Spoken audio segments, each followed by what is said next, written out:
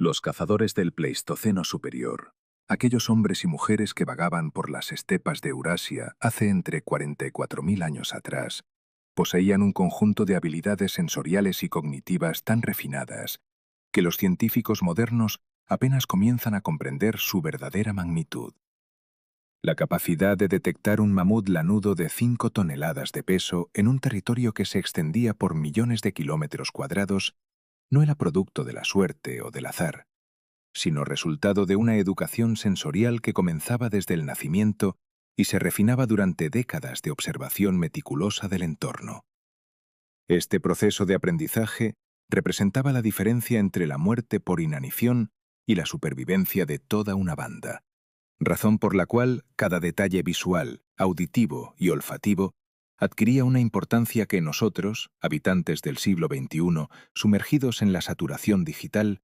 apenas podemos conceptualizar. El territorio donde estos cazadores operaban, durante el último máximo glacial que ocurrió hace aproximadamente 22.000 años, cubría las llanuras que hoy conocemos como Rusia central, Siberia occidental y las regiones que se extendían hacia el norte del Cáucaso. Las temperaturas promedio en estas regiones descendían entre 15 y 20 grados Celsius por debajo de las temperaturas actuales, creando un bioma que los paleontólogos denominan estepa mamut, un nombre que recibe precisamente porque esta región era dominada por estos colosos peludos junto con rinocerontes lanudos, bisontes antiguos y caballos salvajes adaptados al frío extremo. La extensión de estas estepas abarcaba desde el Océano Atlántico hasta el río Lena, en Siberia, una distancia de más de 8.000 kilómetros lineales. Pero más importante aún, era la profundidad norte-sur que alcanzaba desde el Océano Ártico hasta las regiones que hoy son Ucrania y el sur de Rusia, representando un territorio de aproximadamente 18 millones de kilómetros cuadrados, donde los mamuts vagaban en pequeños grupos de 3 a 8 individuos, aunque ocasionalmente se reunían en agregaciones mayores durante las migraciones estacionales. Dentro de este vasto territorio helado, los cazadores han dejado evidencia de sus actividades en sitios arqueológicos que ahora comprendemos, revelan patrones de movimiento y búsqueda extraordinariamente sofisticados. El sitio de Dolní Stonice, ubicado en lo que hoy es la República Checa, fechado entre 26.000 y 24.000 años antes del presente, reveló restos de más de 100 mamuts en depósitos arqueológicos que los investigadores interpretaron inicialmente como simples acumulaciones de huesos, pero que investigaciones posteriores, particularmente los estudios dirigidos por la arqueóloga Olga Sofer, de la Universidad de Illinois en los años 90, demostraron que eran resultado de una estrategia de caza coordinada y planificada durante un periodo de cientos de años. Los cazadores de Dolní Stonice no simplemente tropezaban con mamuts. En cambio, desarrollaron un conocimiento tan profundo del comportamiento de estos animales que podían predecir sus movimientos, anticipar sus rutas migratorias y establecer emboscadas en ubicaciones estratégicas donde la geografía del terreno proporcionaba ventajas naturales para el ataque. La detección de un mamut en la estepa helada comenzaba con la capacidad de leer el paisaje como nosotros leemos un libro impreso. Una habilidad que requería entrenar la vista durante años para identificar los patrones sutiles que indicaban la presencia de estos gigantes. Los cazadores antiguos aprendían a observar el comportamiento de otros animales menores como centinelas vivientes. Cuando un rebaño de antílopes saiga, que eran abundantes en la estepa durante el Pleistoceno superior y se caracterizaban por su extrema sensibilidad a la presencia de depredadores grandes, comenzaba a cambiar su patrón de movimiento o huía en dirección específica, los cazadores interpretaban esto como señal de que un mamut u otro megafauna se aproximaba desde esa dirección. Estos antílopes, cuya población alcanzaba potencialmente varios millones de individuos dispersos por toda la estepa, actuaban como un sistema de detección temprana distribuido,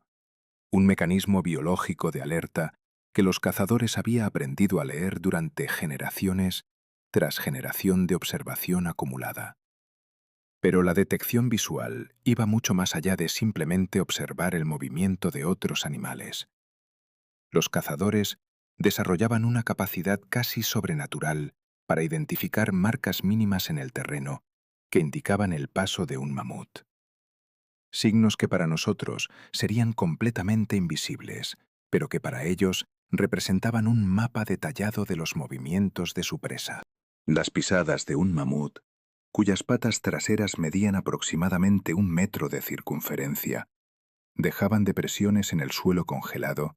o en la nieve que podían ser rastreadas durante kilómetros. Pero más importante aún era que los cazadores podían estimar cuánto tiempo hacía que el animal había pasado por ese lugar mediante el análisis del nivel de cristalización de hielo en las paredes de las huellas, la cantidad de nieve que se había acumulado dentro de ellas, o la velocidad con que se había evaporado la humedad en el aire seco de la estepa. Los investigadores del Instituto Max Planck de Antropología Evolutiva en Leipzig, bajo la dirección del Dr. Svante Pääbo, han demostrado mediante estudios experimentales que los cazadores-recolectores modernos, que mantienen prácticas tradicionales de rastreo,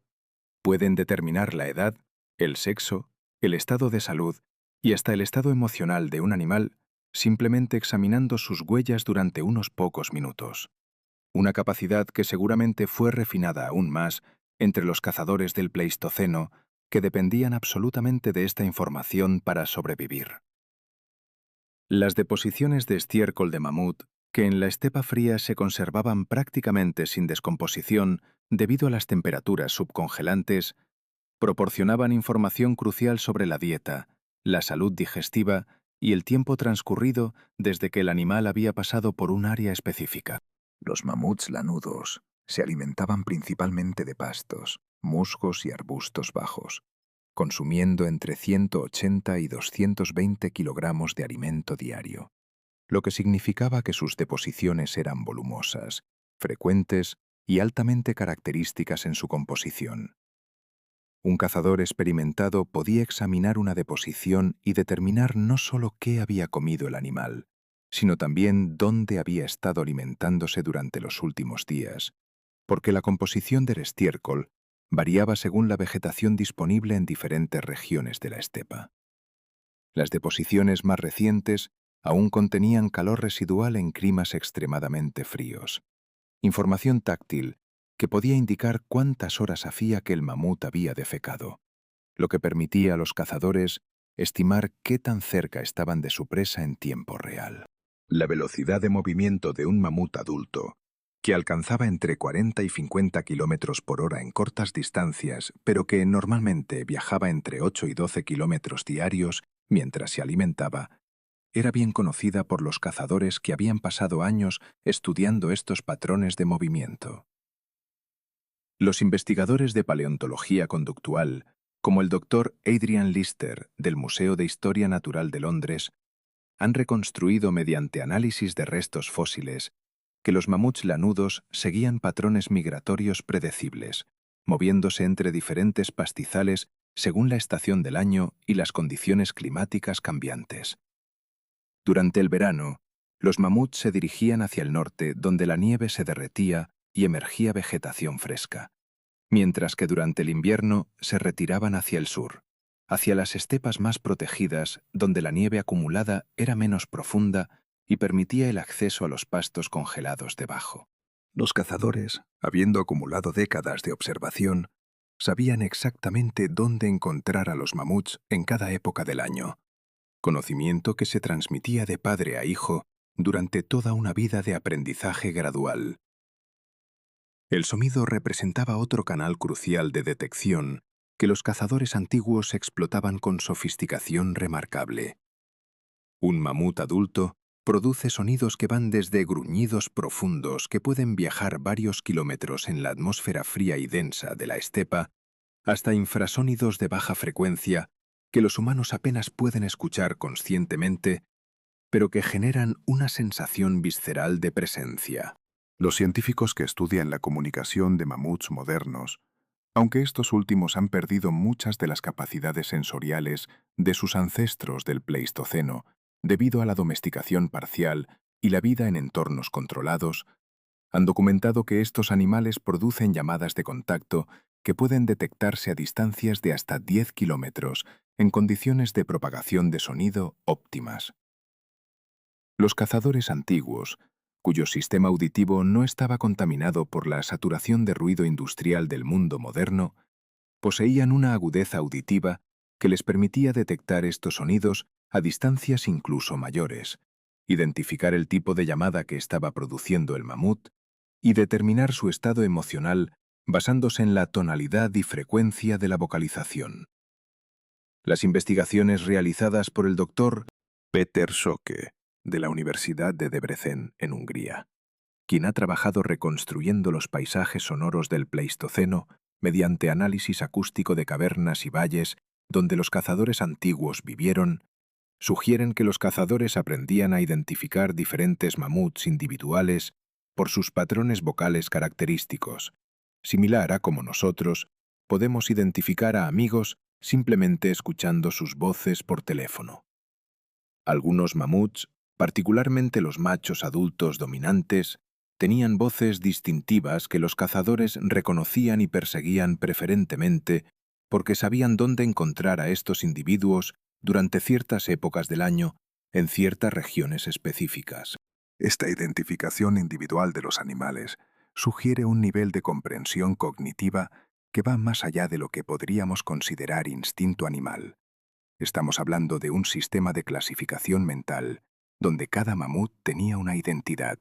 un historial conocido y una previsibilidad de movimiento que solo podía desarrollarse mediante décadas de observación acumulada y transmisión intergeneracional de conocimiento. El olfato,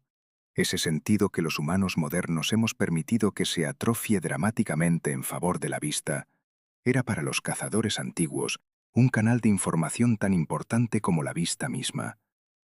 Los mamuts producen un olor corporal distintivo generado por sus glándulas sebáceas y por su dieta rica en plantas aromáticas de la estepa,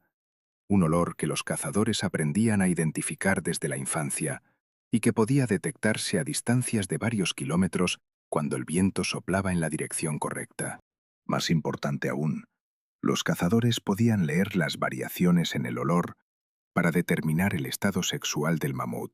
su edad aproximada, su salud general y hasta su nivel de estrés o agitación.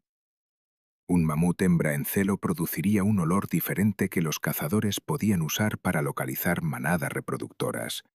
mientras que un mamut enfermo o herido emitiría olores característicos de infección o descomposición tisular que indicaban vulnerabilidad. El doctor Gordon Gallup de la Universidad de Albany ha documentado mediante estudios con cazadores-recolectores modernos que el sentido del olfato, cuando es entrenado sistemáticamente desde la infancia, puede volverse extraordinariamente sofisticado, permitiendo a las personas identificar cientos de olores diferentes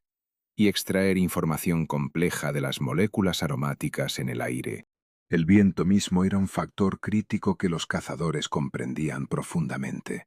no simplemente como una fuerza meteorológica, sino como un conductor de información olfativa que podía ser explotado estratégicamente. Los cazadores aprendían a navegar el terreno, manteniéndose a sotavento de sus presas, es decir, posicionándose de tal manera que el viento soplara desde el mamut hacia ellos, lo que permitía que capturaran el olor del animal sin ser detectados por su sentido del olfato, que aunque no era tan desarrollado como el del oso de las cavernas o el lobo, era considerablemente agudo. Los patrones de viento en la estepa del Pleistoceno eran relativamente predecibles según la geografía local, las montañas cercanas, los valles y otros accidentes geográficos, información que los cazadores memorizaban durante toda una vida de residencia en regiones específicas. Algunos grupos de cazadores desarrollaban especializaciones regionales, permaneciendo en el mismo territorio durante generaciones, acumulando un conocimiento tan profundo de los vientos locales,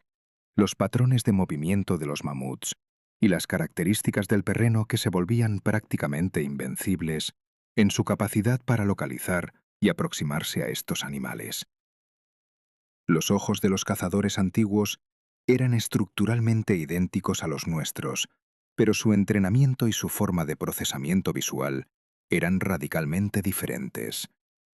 Mientras que los humanos modernos hemos desarrollado una visión dirigida que se enfoca en objetos centrales y descarta el contexto periférico, los cazadores antiguos desarrollaban una forma de visión de campo amplio que procesaba simultáneamente información de una zona visual mucho más extensa. Los estudios neuroantropológicos, dirigidos por el Dr. Ian Tattersall del Museo Americano de Historia Natural, sugieren que el córtex visual de los cazadores antiguos, aunque tenía el mismo tamaño que el nuestro, estaba organizando la información de manera diferente, privilegiando la detección de movimiento y cambio sobre la claridad de detalle. Un mamut que se movía entre la nieve blanca o entre arbustos bajos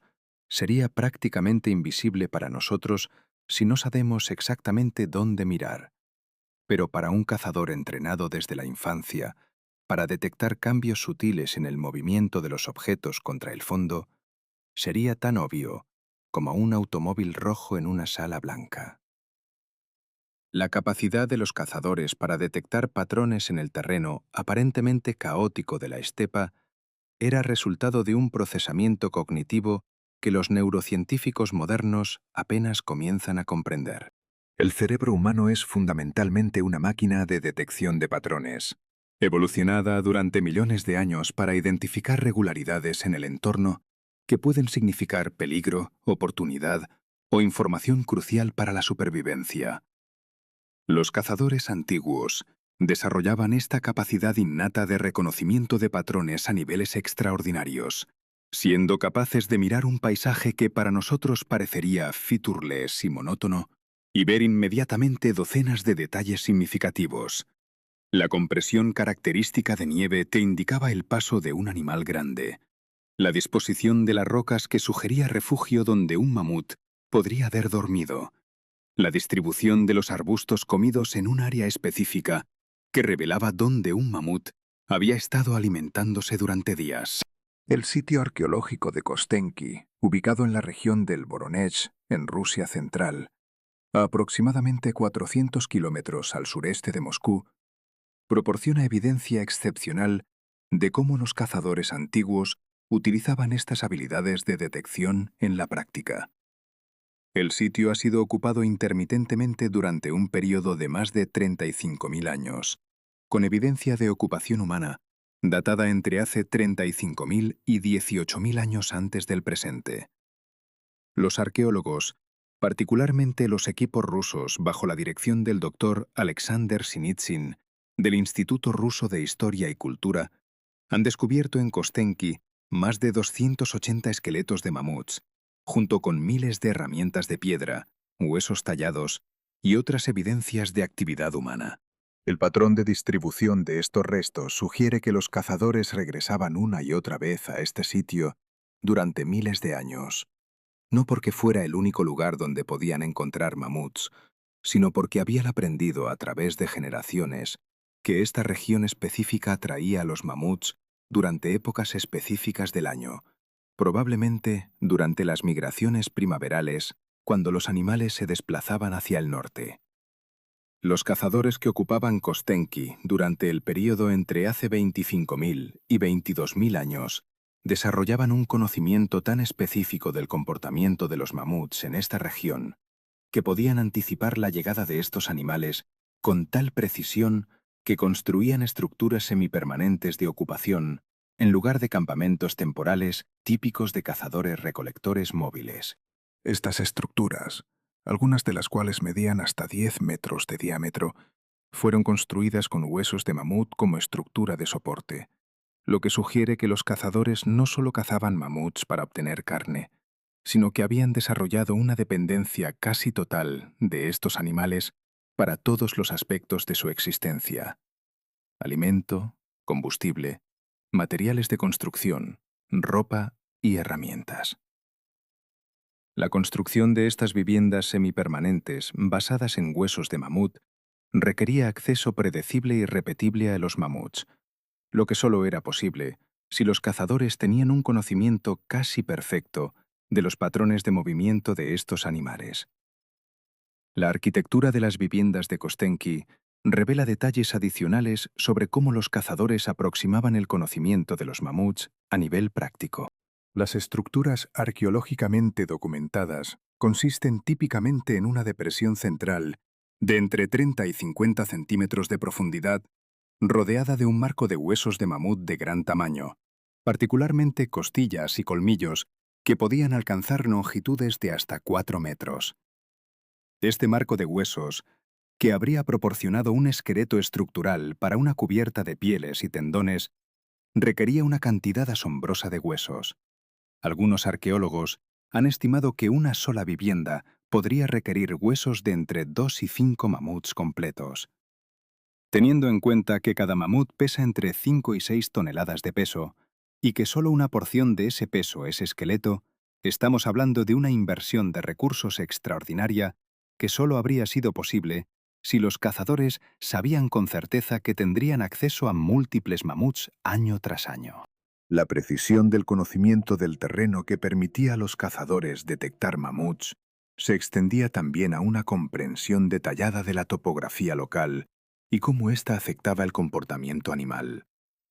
Los mamuts, a pesar de su tamaño colosal, eran animales sorprendentemente ágiles que podían navegar terreno montañoso, cruzar ríos y escapar de peligros mediante cambios rápidos de velocidad y dirección.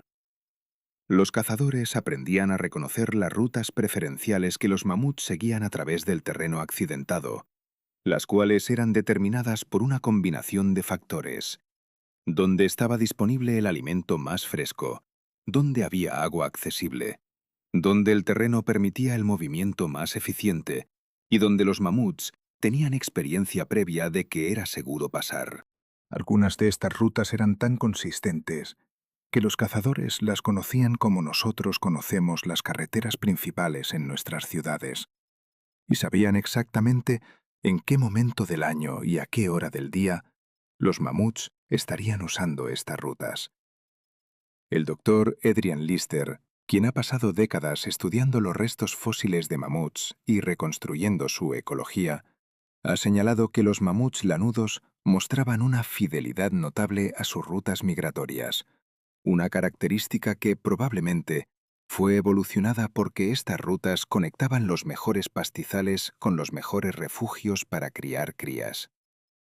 Los mamuts hembras, que eran particularmente conservadoras en su comportamiento, enseñaban a sus crías las rutas que habían aprendido de sus propias madres, creando una tradición cultural dentro de las manadas que se transmitía de generación a generación. Los cazadores, observando este comportamiento durante cientos de años, identificaban estas rutas y las utilizaban como puntos de emboscada predecibles. Sabían que si se posicionaban en el lugar correcto, en el tiempo correcto del año, con el viento soplando en la dirección correcta, tenían una probabilidad extraordinariamente alta de encontrar mamuts pasando a través de ese punto. Las técnicas de aproximación física a los mamuts, una vez que habían sido detectados, requerían un segundo conjunto de habilidades igualmente sofisticadas que complementaban las capacidades de detección. Los cazadores aprendían a aproximarse a estos animales de 5 toneladas de peso sin ser detectados, una tarea que requería entendimiento profundo tanto de la visión como del olfato del mamut. Aunque los mamuts tienen ojos relativamente pequeños para su tamaño, ubicados en los costados de sus cabezas, poseían un rango visual de aproximadamente 207 grados, lo que significa que podían ver casi en todas las direcciones,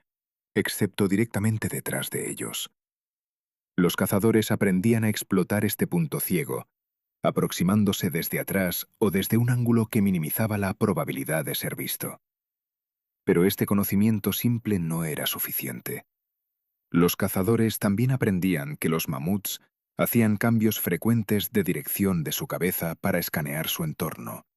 y que podían detectar movimiento incluso en su rango de visión periférica con una sensibilidad que hacía que cualquier movimiento rápido o descoordinado fuera inmediatamente notable.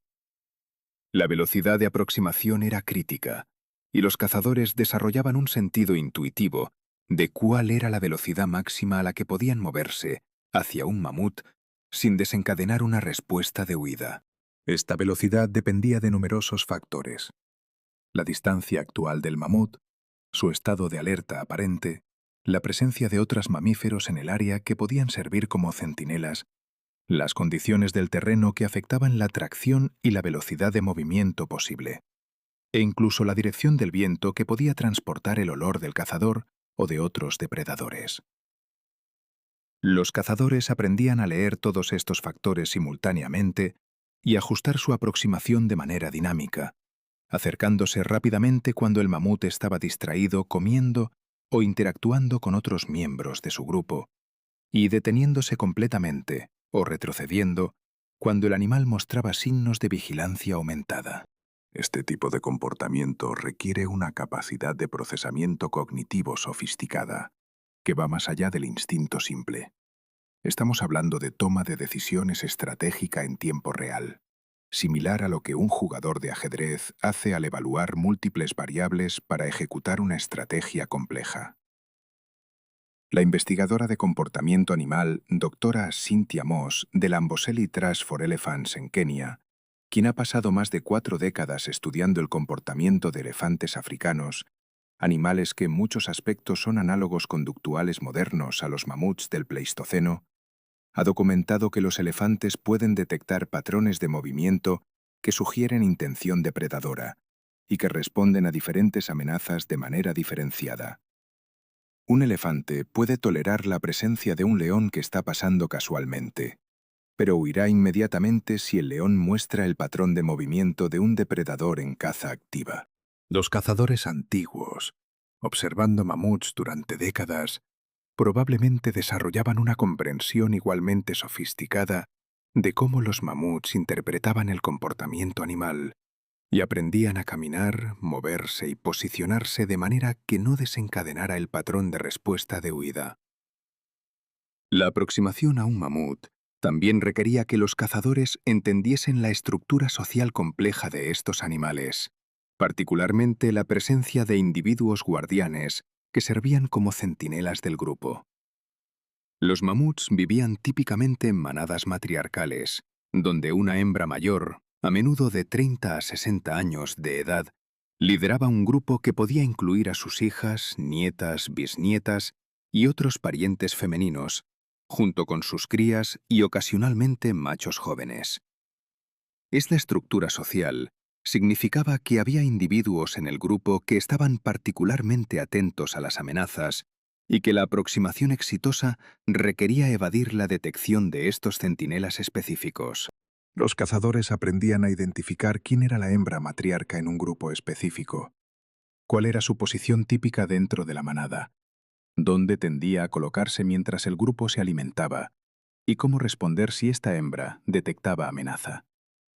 Algunos grupos de cazadores posiblemente desarrollaban incluso preferencias por atacar a grupos específicos de mamuts después de que su matriarca había muerto de causa natural, sabiendo que los grupos sin liderazgo claro eran más desorganizados y menos capaces de coordinar una defensa efectiva. Los investigadores del comportamiento de primates, particularmente aquellos que estudian gorilas montañosos como el Dr. Dian Fossey hizo en Ruanda antes de su muerte en 1985, han documentado que los primates pueden reconocer individuos específicos dentro de sus grupos y ajustar su comportamiento basándose en la presencia o ausencia de individuos particulares. Los mamuts, siendo animales de mayor tamaño cerebral y con sistemas sociales más complejos que los primates, probablemente tenían una capacidad igual o superior de reconocimiento individual y una dependencia de liderazgo estructurado. Los cazadores, al pasar décadas en la misma región cazando los descendientes de los mismos grupos de mamuts, probablemente desarrollaban conocimiento de las dinastías de mamuts, sabiendo que si cazaban al matriarca de un grupo, los descendientes de ese grupo se comportarían de manera diferente en años posteriores, posiblemente más nerviosos y vigilantes, lo que requeriría ajustes en las tácticas de caza. La utilización de fuego en la estrategia de detección y aproximación es un aspecto que ha sido ampliamente subestimado en la arqueología tradicional. Aunque es ampliamente conocido que los cazadores antiguos utilizaban fuego para cocinar, calentarse y construir, hay evidencia creciente de que el fuego también era utilizado como herramienta de caza. Los incendios controlados, iniciados deliberadamente en la estepa durante ciertas épocas del año, podían dirigir a los mamuts hacia áreas donde los cazadores estaban esperando, o podían aislar individuos específicos del grupo. El control del fuego en la estepa requería un entendimiento profundo de cómo el fuego se propagaba bajo diferentes condiciones de viento, humedad y disponibilidad de combustible, así como un conocimiento de cómo los mamuts respondían al fuego. Aunque los mamuts adultos no tenían depredadores naturales, el fuego es una amenaza primordial para todos los animales terrestres, y los cazadores aprendían que los mamuts huirían de un incendio en direcciones predecibles basadas en la topografía y la ubicación de las rutas de escape conocidas. El sitio arqueológico de Sungir, ubicado en la región de Vladimir, en Rusia central, a aproximadamente 200 kilómetros al este de Moscú, proporciona evidencia fascinante de la sofisticación de los cazadores paleolíticos en su aproximación a los mamuts. El sitio, fechado entre hace 28.000 y 34.000 años antes del presente, fue ocupado intermitentemente durante un período de varios miles de años. Los arqueólogos que han excavado Sungir, particularmente el doctor Mikhail Gerasimov, quien dirigió las excavaciones originales en 1956, descubrieron restos de más de 80 mamuts, junto con evidencia de un campamento humano sofisticado que incluía estructuras habitacionales, áreas de procesamiento de alimentos y depósitos de herramientas especializadas. Lo que hace a Sungir particularmente significativo es que el sitio fue ocupado durante un periodo cuando el clima era particularmente frío y severo, con temperaturas que alcanzaban valores más extremos que incluso durante el último máximo glacial, lo que sugiere que los cazadores desarrollaban estrategias específicas para localizar y cazar mamuts bajo las condiciones climáticas más desafiantes. Durante estos periodos de clima extremo en Sungir, los mamuts probablemente se concentraban alrededor de fuentes de agua, porque aunque el agua en forma de hielo era abundante, el agua líquida era escasa y preciosa.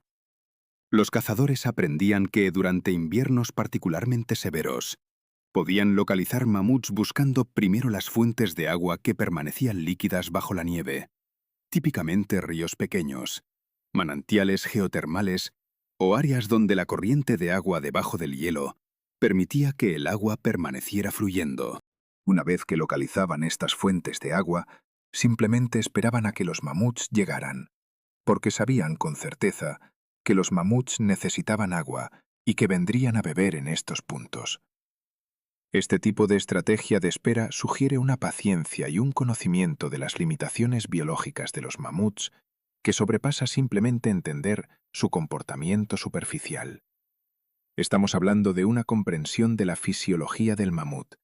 de cuánta agua necesitaban, de con qué frecuencia necesitaban beber y de qué tan desesperados estarían por obtener agua bajo condiciones climáticas extremas. Las técnicas de aproximación a las fuentes de agua requerían tácticas diferentes a aquellas utilizadas en el terreno abierto. Los mamuts que se aproximaban a una fuente de agua eran típicamente cautelosos, sabiendo que los depredadores frecuentemente emboscaban a los animales en estos puntos de convergencia obligada. Los cazadores aprendían a construir estructuras de ocultamiento alrededor de las fuentes de agua, utilizando rocas, arbustos y otros materiales del terreno para crear posiciones desde las cuales podían observar a los mamuts sin ser vistos. Algunos arqueólogos han sugerido que ciertos depósitos de piedra encontrados en sitios cercanos a ríos o manantiales prehistóricos podrían representar los restos de estas estructuras de ocultamiento, aunque la preservación arqueológica de tales estructuras es difícil después de decenas de miles de años. Los cazadores también aprendían a aproximarse a las fuentes de agua desde ángulos que minimizaban su visibilidad contra el fondo del paisaje, frecuentemente acercándose desde direcciones donde el viento transportaba sus olores lejos del agua, en lugar de hacia ella. El rol del sonido en la aproximación final a un mamut En contraste con su rol en la detección inicial, era diferente pero igualmente importante. Los cazadores aprendían que ciertos sonidos desencadenaban respuestas predecibles en los mamuts. Sonidos que imitaban las vocalizaciones de mamut podrían atraer a los mamuts curiosos, particularmente a machos jóvenes o a hembras preocupadas por la seguridad de sus crías. Los cazadores desarrollaban técnicas de producción de sonido utilizando sus propios cuerpos, instrumentos hechos de hueso o posiblemente incluso instrumentos de viento primitivos para producir sonidos que imitara los mamuts. La evidencia arqueológica de flautas hechas de hueso, algunas de las cuales datan de hace más de 35.000 años, sugiere que los cazadores antiguos tenían capacidad de producir sonidos musicales complejos, una habilidad que podría haber sido explotada tanto para comunicación dentro del grupo de cazadores como para la manipulación del comportamiento animal. Una vez que un mamut había sido detectado y los cazadores se habían aproximado a una distancia donde el ataque era posible, la verdadera prueba de sus habilidades de detección y aproximación se manifestaba. Habían ejecutado la aproximación tan exitosamente que el mamut no había detectado su presencia. O el mamut estaba consciente de su presencia, pero no veía a los cazadores como amenaza suficientemente inmediata para justificar el gasto energético de huida. Los mamuts, siendo herbívoros, no tenían el mismo sistema sensorial de depredación que los carnívoros, lo que significaba que sus respuestas de amenaza eran diferentes. Un mamut que detectaba una amenaza no siempre huía inmediatamente. A menudo primero investigaba, intentando determinar la naturaleza y severidad de la amenaza. Los cazadores aprendían a interpretar estos comportamientos de investigación y decidían en el momento si continuar con el ataque o retroceder y esperar una mejor oportunidad. Las habilidades cognitivas requeridas para este nivel de toma de decisiones en tiempo real sugieren que los cazadores antiguos poseían una capacidad de pensamiento estratégico que era cualitativamente similar a la de los cazadores modernos o incluso a la de los militares especializados modernos. Los estudios neuroantropológicos del Dr. John Mitani, de la Universidad de Michigan, quien ha trabajado comparando las capacidades cognitivas de cazadores-recolectores modernos con poblaciones industrializadas, sugieren que no hay diferencia fundamental en la inteligencia bruta entre cazadores antiguos y humanos modernos, pero que la aplicación de esa inteligencia era diferente. Donde nosotros aplicamos nuestras capacidades cognitivas a problemas abstractos, matemáticos o tecnológicos, los cazadores antiguos las aplicaban a problemas de supervivencia que requerían una sofisticación estratégica comparable. La caza de mamuts era, en esencia, una versión paleolítica del ajedrez de 3 dimensiones jugado en un tablero de millones de kilómetros cuadrados con un horizonte temporal de décadas y generaciones. La transmisión de estas habilidades de detección y aproximación de una generación a la siguiente era tan importante como las habilidades en sí mismas, porque sin una transmisión efectiva, cada generación tendría que volver a aprender todo desde cero, una situación que habría resultado en una tasa de mortalidad catastrófica. Los investigadores de antropología cognitiva, como el Dr. Michael Tomasello, de la Universidad de Duke, han documentado que los humanos poseen capacidades únicas de transmisión cultural que nos permiten acumular y refinar el conocimiento a través de generaciones de una manera que otros animales no pueden. Los cazadores antiguos probablemente utilizaban múltiples métodos de transmisión de conocimiento. La observación directa, donde los jóvenes aprendían viendo a los adultos en acción. La enseñanza explícita, donde los adultos señalaban características específicas del entorno o del comportamiento animal que los jóvenes debían aprender. La práctica supervisada, donde los jóvenes cazadores realizaban tareas de caza bajo supervisión de adultos experimentados. Y posiblemente incluso la narración de historias, donde los conocimientos y experiencias se codificaban en narrativas que eran memorizadas y transmitidas oralmente. El período de aprendizaje requerido para que un joven cazador adquiriera las habilidades necesarias para detectar y aproximarse a un mamut probablemente duraba décadas, posiblemente entre 10 y 20 años de entrenamiento intensivo. Durante este período, el joven cazador aprendería a identificar todos los signos de presencia de mamut, a leer el comportamiento animal, a comprender los patrones de movimiento, a navegar el terreno, a utilizar el fuego, a producir sonidos y a tomar decisiones estratégicas complejas. Este largo período de aprendizaje, que es más largo que el período de aprendizaje requerido para cualquier profesión en la sociedad moderna, excepto posiblemente la medicina o la investigación científica, explica por qué los cazadores que cazaban mamuts eran tan efectivos. No eran cazadores casuales. Eran especialistas cuya vida entera estaba dedicada a la perfección de su oficio. La especialización en la caza de mamuts probablemente varió entre diferentes grupos de cazadores, con algunos grupos desarrollando una dependencia casi total de los mamuts, mientras que otros cazaban mamuts como parte de un portafolio más diverso de actividades de caza. El análisis de los restos fósiles en diferentes sitios arqueológicos sugiere que algunos sitios como Kostenki y Dolní Biestonice tenían concentraciones extraordinarias de restos de mamut, lo que indica que estos grupos de cazadores se habían especializado en la caza de mamuts, probablemente pasando la mayor parte de sus vidas pensando en mamuts, cazando mamuts, procesando mamuts y viviendo en viviendas construidas a partir de huesos de mamut.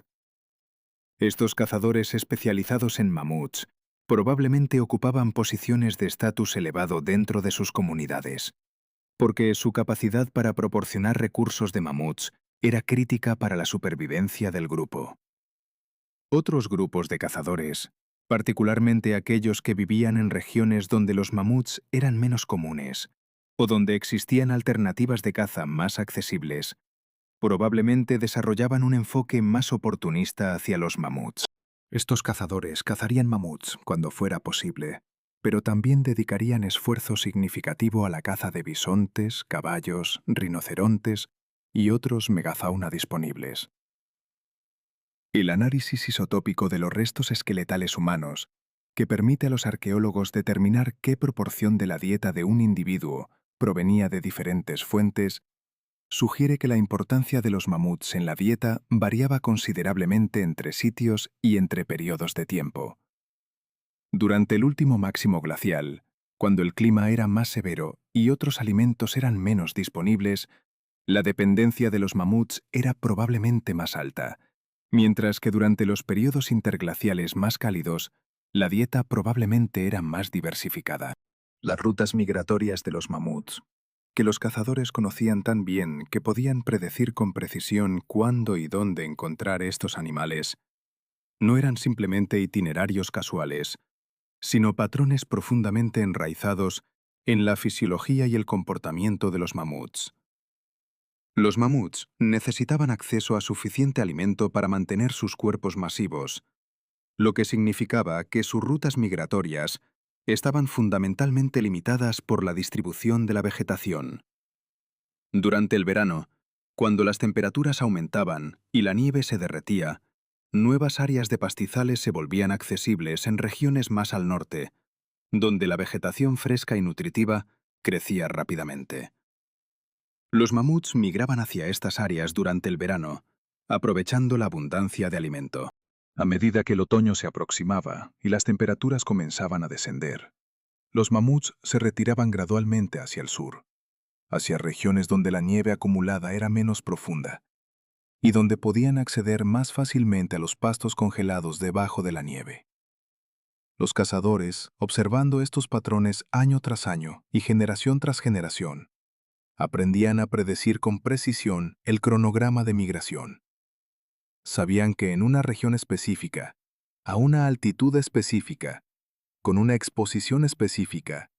los mamuts llegarían en aproximadamente la tercera semana de junio, basándose no en un calendario moderno, sino en una serie de indicadores naturales que leían del entorno. La floración de plantas específicas, el comportamiento de otros animales, la posición del sol en el cielo, y otros marcadores naturales que todos los cazadores-recolectores modernos documentados utilizan para navegar el año. Los cazadores establecerían campamentos en estas ubicaciones varias semanas antes de la llegada esperada de los mamuts, preparándose para la cacería que sabían era inminente. El doctor Jean-Jacques Soublin, del Instituto Max Planck de Antropología Evolutiva, ha sugerido, basándose en análisis de la estructura del esqueleto de los cazadores paleolíticos, que estos individuos eran extremadamente robustos y musculosos, con niveles de fuerza muscular que excedían significativamente a los humanos modernos promedio. Esta robustez muscular sugiere que los cazadores estaban constantemente realizando actividades de alta demanda física, lo que es consistente con la idea de que estaban persiguiendo, aproximándose a y cazando mamuts y otros megafauna regularmente. El nivel de estrés óseo documentado en esqueletos paleolíticos, particularmente en las extremidades superiores, es consistente con el estrés causado por la caza y el procesamiento de grandes animales. Estos cazadores no eran simplemente activos. Eran atletas especializados cuya musculatura estaba optimizada para las demandas específicas de la caza de megafauna. Las herramientas utilizadas para la aproximación final al mamut y la ejecución del ataque reflejaban un nivel de sofisticación tecnológica que apenas estamos comenzando a apreciar completamente. Las lanzas, que fueron el arma principal utilizada contra los mamuts durante el Paleolítico Superior, eran herramientas muy diferentes de las que muchos imaginamos. En lugar de lanzas simples con puntas de piedra, las evidencias arqueológicas sugieren que los cazadores paleolíticos desarrollaban lanzas especializadas para la caza de mamuts, con puntas de forma específica diseñadas para penetrar la piel extremadamente gruesa y el tejido adiposo denso del mamut. Las puntas bifaciales, que tienen dos caras cortadas y que eran comunes en el Paleolítico Superior, proporcionaban un filo afilado que podía penetrar la piel del mamut más efectivamente que las puntas unifaciales de un solo lado. El sitio de Solutrean, ubicado en el suroeste de Francia, ha producido algunas de las herramientas de piedra más refinadas jamás descubiertas, incluyendo lanzas bifaciales que muestran un nivel de precisión en la manufactura que sugiere décadas de refinamiento técnico. Estas lanzas, datadas entre hace 23.000 y 19.000 años antes del presente, eran tan bien hechas que los arqueólogos modernos tienen dificultad replicándolas, a pesar de tener acceso a herramientas modernas y a una comprensión teórica de cómo fueron hechas. El nivel de destreza necesario para producir estas lanzas sugiere que los cazadores paleolíticos pasaban cantidad significativa de tiempo en la manufactura de herramientas, probablemente realizando ensayos y errores durante años para desarrollar las técnicas necesarias para producir herramientas de tal calidad. Más allá de las puntas de piedra, los cazadores utilizaban sistemas completos de armas que incluían mangos, sistemas de unión y posiblemente incluso propulsores, dispositivos mecánicos que actuaban como una extensión del brazo humano, permitiendo que una lanza fuera lanzada con mayor velocidad y fuerza de lo que sería posible mediante el lanzamiento manual. Las evidencias de propulsores, que consistían típicamente en un palo con un gancho en un extremo que se encajaba en una muesca en la base de la lanza, datan desde hace al menos 23.000 años, y probablemente fueron utilizados por cazadores paleolíticos para cazar mamuts. El propulsor aumentaba la velocidad de lanzamiento de una lanza de aproximadamente 8 metros por segundo, que es la velocidad máxima que un humano puede lograr lanzando manualmente, a velocidades de 18 a 20 metros por segundo. Velocidades que proporcionaban penetración significativamente mejor contra el cuerpo masivo de un mamut. La aproximación física a un mamut hasta una distancia donde era posible lanzar una lanza con precisión requería que los cazadores se acercaran adentro de aproximadamente 10 a 15 metros del animal. Una distancia extraordinariamente cercana, teniendo en cuenta el tamaño y el poder del mamut. A esta distancia, un mamut que detectara amenaza podría cargar y matar a un cazador en cuestión de segundos, razón por la cual la aproximación tenía que ser prácticamente perfecta. Los cazadores aprendían a juzgar exactamente cuándo lanzar la lanza, basándose en la posición del mamut, su estado de alerta y su postura corporal. Una lanza lanzada cuando el mamut estaba moviéndose rápidamente sería probable que errara, mientras que una lanza lanzada cuando el mamut estaba de pie, quieto, comiendo, tenía una probabilidad mucho mayor de impactar en un punto vital. La anatomía del mamut, que los cazadores conocían en detalle incluso antes de matar un animal, jugaba un papel crucial en determinar dónde apuntaban las lanzas. Los órganos vitales de un mamut, incluidos el corazón, los pulmones e hígado, estaban ubicados dentro de la caja torácica, lo que significaba que una lanza tenía que penetrar la pared torácica para alcanzar estos órganos. La piel del mamut lanudo tenía un grosor de aproximadamente 2 centímetros, debajo de la cual había una capa de grasa de entre 5 y 10 centímetros de grosor, proporcionando aislamiento extraordinario contra el frío extremo. Debajo de esta capa de grasa estaban los músculos intercostales y la caja torácica ósea. Una lanza tenía que penetrar todos estos tejidos para alcanzar los órganos vitales, lo que significa que necesitaba una velocidad de lanzamiento suficiente para mantener su penetración incluso después de pasar a través de múltiples capas de tejido. Los cazadores paleolíticos, a través de la experimentación a lo largo de miles de años,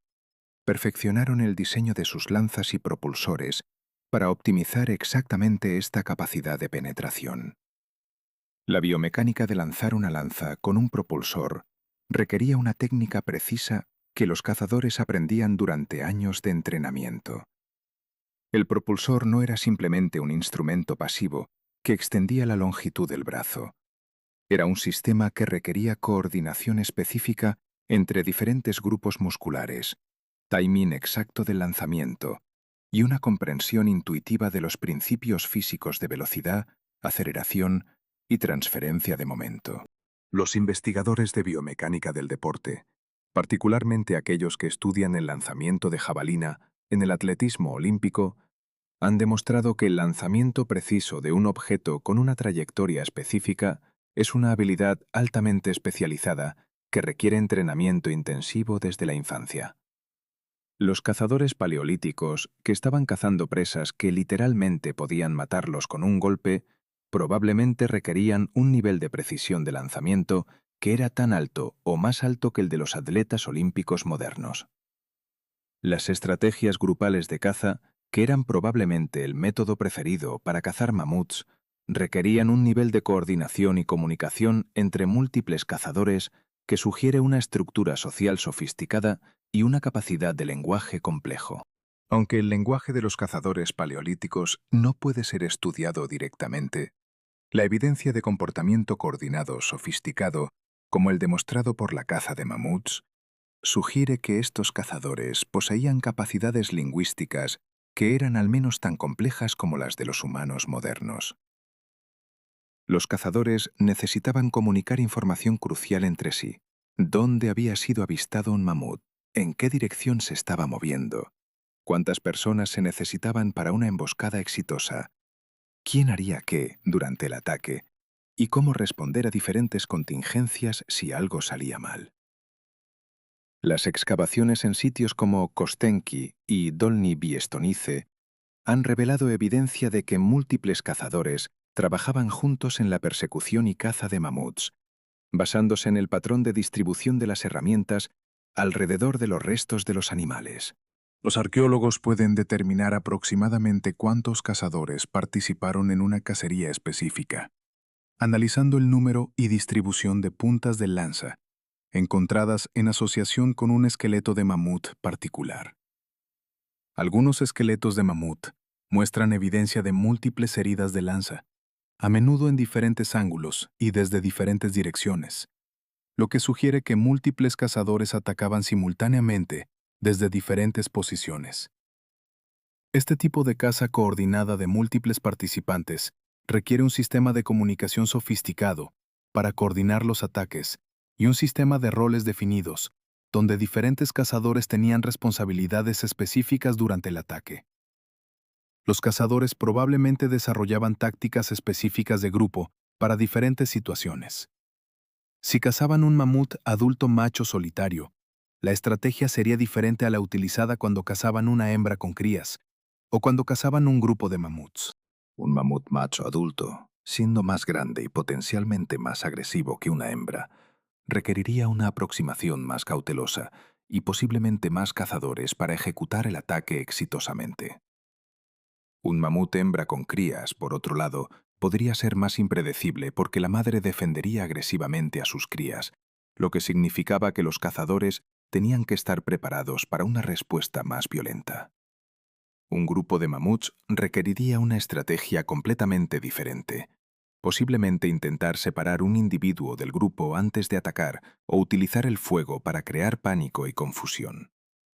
Los investigadores de comportamiento de grupo, como el doctor Robin Dunbar, de la Universidad de Oxford, quien ha trabajado estudiando la importancia del tamaño del grupo en la evolución de la cognición humana, han sugerido que los grupos de cazadores-recolectores se mantenían típicamente en un tamaño de entre 50 y 150 individuos, un tamaño que optimiza la transmisión de información y la cohesión grupal. Dentro de estos grupos más grandes, probablemente existían subgrupos especializados de cazadores de mamuts, tal vez entre 5 y 15 individuos, que desarrollaban una expertise particular en la caza de estos animales. Estos subgrupos especializados habrían desarrollado un conocimiento compartido extraordinario sobre los mamuts. Habrían desarrollado tácticas específicas que funcionaban bien para este grupo particular,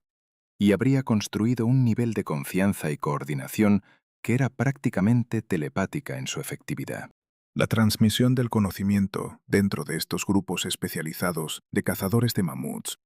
probablemente incluía no solo la enseñanza de habilidades prácticas, sino también la transmisión de conocimiento sobre los mamuts como individuos. Es posible que los cazadores mantuvieran historias orales sobre mamuts específicos que habían cazado. Historias que incluían detalles sobre el comportamiento individual de estos animales, sus patrones de movimiento, sus características distintivas y la estrategia que había funcionado mejor para cazarlos. Estas historias servirían tanto como entretenimiento como educación, manteniendo el conocimiento acumulado del grupo vivo en la memoria colectiva. Algunos arqueólogos han especulado que los grabados en hueso y piedra encontrados en sitios paleolíticos podrían representar representaciones de mamuts específicos, que eran importantes en la historia oral del grupo, aunque esta interpretación sigue siendo especulativa. Las limitaciones fisiológicas de los cazadores humanos también jugaban un papel crucial en determinar cómo se aproximaban a los mamuts. Los humanos, a diferencia de muchos carnívoros especializados, no tienen la capacidad de ejecutar velocidades de corta distancia extraordinarias. La velocidad máxima de un humano en una carrera de corta distancia es aproximadamente de 35 km por hora, una velocidad que es considerablemente más lenta que la velocidad de un mamut, que puede alcanzar hasta 50 km por hora en cortas distancias. Esto significa que los cazadores no podían perseguir un mamut en línea recta. En cambio, tenían que utilizar su capacidad de resistencia superior para debilitar gradualmente al mamut, o tenían que utilizar tácticas de emboscada que no requerían velocidad de persecución pura. La resistencia de los cazadores, sin embargo, era probablemente superior a la de los mamuts, basándose en el análisis de la morfología esquelética de los cazadores paleolíticos. Los humanos modernos cazadores-recolectores pueden realizar persecuciones de perseverancia, corriendo a velocidades moderadas durante horas, lo que eventualmente agota a la presa. Es posible que los cazadores paleolíticos utilizaran esta capacidad de resistencia superior contra los mamuts, aunque la evidencia arqueológica de tal persecución de resistencia es difícil de documentar directamente. Más probable es que los cazadores utilizaban una combinación de emboscada, aproximación cautelosa y ataque coordinado de grupo, aprovechando su capacidad de trabajo en equipo para superar la fuerza individual superior del mamut. La selección de cuál mamut cazar era probablemente una decisión estratégica basada en varios factores. Los mamuts jóvenes, siendo más pequeños y menos poderosos que los adultos, requería menos cazadores y menos riesgo para la cacería. Los mamuts enfermos o heridos, que dejaban signos evidentes de su condición en sus movimientos y comportamiento, eran candidatos preferidos para la caza porque tenían deficiencias en su capacidad de defensa o de escape. Los mamuts solitarios eran generalmente más fáciles de cazar que aquellos en grupos, porque no había defensa grupal o apoyo de otros miembros del grupo. Los cazadores, a través de su observación detallada de los mamuts en su región, aprendían a reconocer a los individuos vulnerables y probablemente priorizaban la caza de estos individuos sobre los mamuts plenamente saludables y en su apogeo. El rol del fuego en la aproximación final a un mamut requiere más consideración de la que típicamente recibe en la literatura arqueológica. Los mamuts, como todos los animales terrestres, tenían una reacción primordial al fuego. Una reacción que evolucionó porque el fuego representaba una amenaza genuina para la supervivencia. Los cazadores podrían utilizar fuego de múltiples maneras durante la aproximación, como una herramienta para separar un mamut del grupo, como una barrera para dirigir el movimiento del mamut hacia una trampa o emboscada, o como una distracción que permitía a los cazadores aproximarse mientras el mamut estaba preocupado por la amenaza del fuego. Aunque la evidencia directa de tales tácticas es limitada, la sofisticación de los cazadores paleolíticos en otras áreas sugiere que eran capaces de pensar en tales estrategias tácticas. Los perros domesticados, si es que estaban presentes durante el Paleolítico Superior tardío, podrían haber jugado un papel en la caza de mamuts, aunque esta es un área de considerable debate entre los arqueólogos. La domesticación del perro se cree que ocurrió en algún momento entre hace 16.000 y 40.000 años antes del presente, con la evidencia más antigua de asociación entre humanos y caninos proviene del sitio de Bonn Oberkassel, en Alemania, fechado hace aproximadamente 14.200 años. Si los perros estaban presentes durante algunos de los periodos más tardíos de caza intensiva de mamuts, podrían haber sido útiles como herramientas de caza,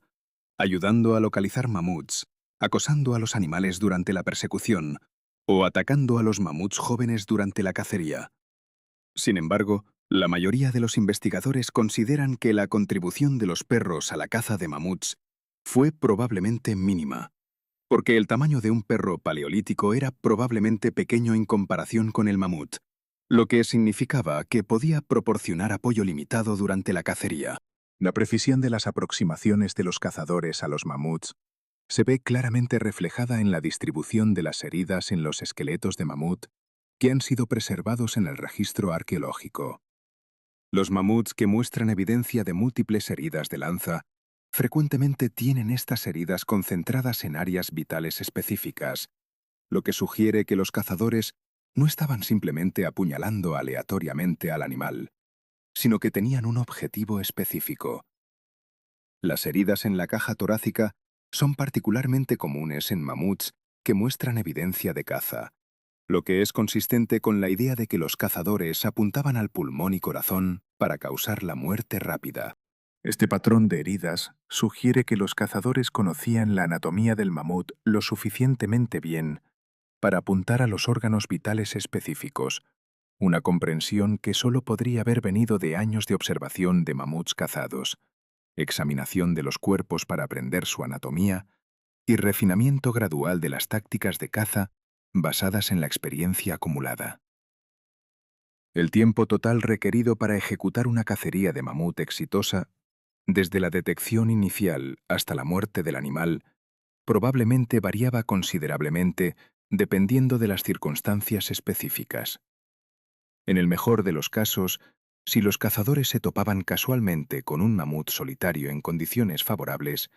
la cacería podría completarse en cuestión de minutos. En el peor de los casos, si un mamut detectaba a los cazadores y escapaba, los cazadores podrían perseguir al animal durante horas, o incluso días, en un intento por debilitarlo a través de la persecución de resistencia o por obtener otra oportunidad de ataque. La mayoría de las cazas probablemente duraban entre media hora y varias horas, basándose en la estimación de los investigadores que han estudiado el tiempo requerido para completar cazas de otros animales de tamaño comparable. Después de que un mamut había sido exitosamente cazado, el verdadero trabajo comenzaba: el procesamiento del animal para extraer todos los recursos utilizables. Este aspecto del proceso de caza es tan importante para la comprensión de cómo los cazadores detectaban y se aproximaban a los mamuts, que requiere atención considerable, porque el conocimiento del procesamiento posterior probablemente informaba las decisiones sobre cómo cazar en primer lugar. Los cazadores sabían exactamente cuánta carne podían procesar de un mamut, cuánto tiempo tomaría procesar el animal completamente y qué recursos adicionales como hueso, marfil, piel y tendones podrían ser extraídos. Este conocimiento probablemente les permitía ser selectivos en cuanto a cuál mamut cazar, eligiendo mamuts que proporcionarían el máximo retorno de recursos relativo al riesgo y esfuerzo requerido. La sofisticación de los cazadores paleolíticos en la detección y aproximación a mamuts, que hemos discutido en detalle a través de este texto, fue el resultado de un proceso de evolución cultural que duró decenas de miles de años. No surgió de la noche a la mañana, sino fue refinado gradualmente a través de innumerables intentos, fracasos y éxitos, con cada generación construyendo sobre el conocimiento de la generación anterior. Los primeros cazadores que intentaron cazar mamuts, posiblemente hace 45.000 años o más, en los albores del Paleolítico Superior, probablemente eran mucho menos efectivos que los cazadores especializados de mamuts que vivieron hace 25.000 años. Pero con el tiempo, la acumulación de conocimiento permitió que los cazadores desarrollaran las extraordinarias capacidades que documentamos en el registro arqueológico. La capacidad de detectar un mamut en un territorio de millones de kilómetros cuadrados.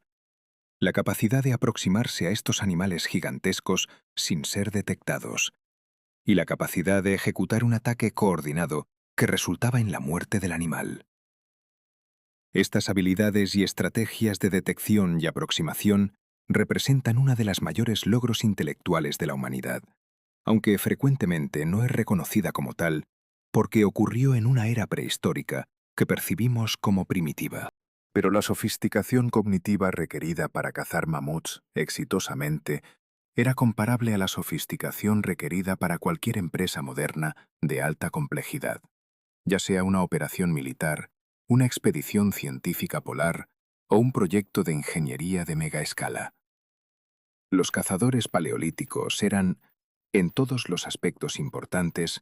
nuestros iguales intelectuales, diferenciados solo en el conocimiento específico que habían acumulado y en la dirección en la cual habían aplicado sus capacidades cognitivas. Su capacidad para detectar y cazar mamuts fue una expresión de la genialidad humana, tan válida e impresionante como cualquiera de nuestros logros modernos, simplemente aplicada a un conjunto diferente de problemas bajo un conjunto diferente de circunstancias. Imagina una criatura que pesa entre 8 y 10 toneladas métricas, aproximadamente el equivalente a 5 automóviles sedán estacionados uno sobre el otro, con defensas retorcidas que pueden medir hasta 4 metros de largo y puntas tan afiladas como lanzas de acero forjado por maestros artesanos. Este no es un monstruo surgido de la imaginación de un escritor de fantasía, sino el mamut lanudo que caminaba sobre las estepas de Siberia hace 28.000 años, durante el apogeo de la última glaciación, cuando el planeta estaba atrapado en un ciclo climático que hacía que las temperaturas en Europa del Este cayeran regularmente a 40 grados bajo cero Celsius. Los cazadores humanos de esta época, que probablemente no superaban los 70 kilogramos de peso corporal en promedio, se enfrentaban deliberadamente a estos titanes de la megafauna con herramientas de piedra y hueso, aceptando una probabilidad de muerte que hoy en día consideraríamos incomprensible, no por un capricho o una ceremonia religiosa vacía, sino porque la supervivencia de sus grupos dependía directamente de su capacidad para procesar la carne, grasa y médula de estos animales masivos. La magnitud del riesgo que estos cazadores asumían debe entenderse no como una abstracción estadística, sino como una realidad visceral y constante que permeaba cada aspecto de su existencia cotidiana. Cuando un mamut lanudo percibía una amenaza, sus reacciones eran tan rápidas como las de cualquier animal salvaje, a pesar de su tamaño colosal, y su capacidad defensiva era prácticamente ilimitada desde la perspectiva de un cazador humano armado apenas con una lanza de madera reforzada con un hueso de asta.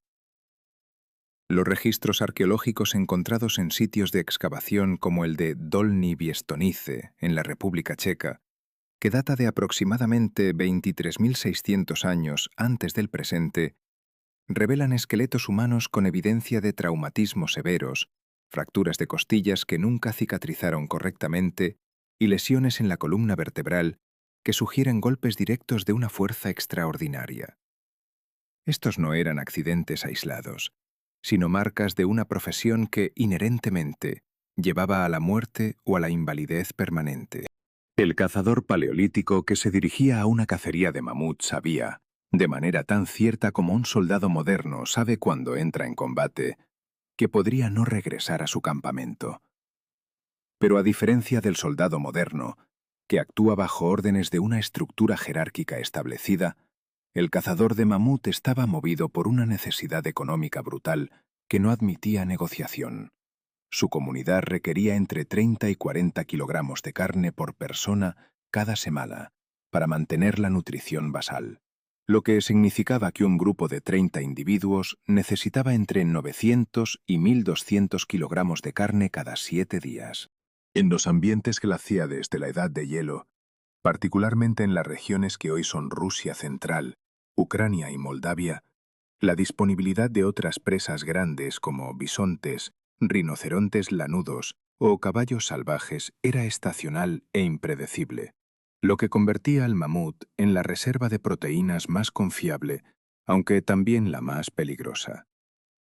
La decisión de cazar un mamut específico era el resultado de un cálculo mental complejo que los cazadores realizaban basándose en una acumulación de décadas de observación transgeneracional de los patrones de movimiento de estas criaturas.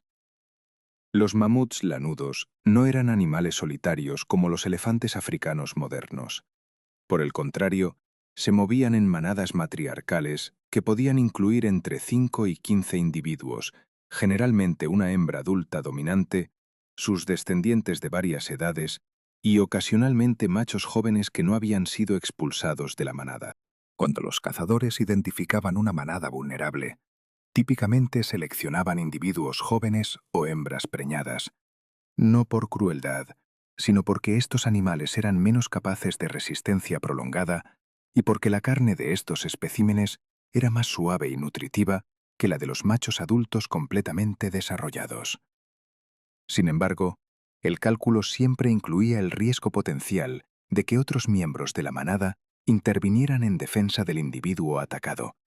transformando lo que debería haber sido una caza de un solo animal en un combate multifrontal contra varios mamuts furiosos. Durante el período comprendido entre 30.000 y 16.000 años antes del presente, que marca la ocupación humana más intensiva de las llanuras de Europa del Este, los cazadores paleolíticos desarrollaron un repertorio de técnicas de aproximación que requerían un entendimiento profundo de la psicología animal, la topografía del terreno y la dirección del viento predominante. El sitio arqueológico de Sungir, ubicado en la región de Vladimir, en Rusia central, a aproximadamente 200 kilómetros al este de Moscú, contiene evidencia de ocupación humana continua durante aproximadamente 1.000 años, entre 26.000 y 25.000 años antes del presente.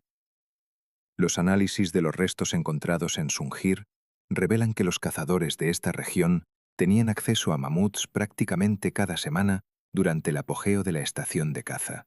lo que sugiere un nivel de eficacia de caza que solo podría haber sido alcanzado mediante una combinación de habilidad técnica extraordinaria, conocimiento íntimo del comportamiento animal y aceptación sistemática del riesgo personal. Los esqueletos de los cazadores encontrados en Sungir, particularmente el de un joven macho de aproximadamente 30 años de edad, muestran marcas de estrés ocupacional similar a las de los trabajadores de construcción modernos, con artritis degenerativa prematura en las muñecas, los codos y los hombros, lo que indica un movimiento repetitivo intenso, consistente con el lanzamiento de proyectiles o la manipulación vigorosa de herramientas pesadas durante décadas. La técnica de aproximación más comúnmente empleada por los cazadores paleolíticos era el acercamiento lateral, aprovechando el hecho de que los mamuts lanudos, a pesar de su tamaño colosal, tenían campos de visión sorprendentemente limitados cuando se comparaban con otros grandes depredadores. Los cazadores se acercaban a una manada identificada, utilizando características del terreno como escudo visual,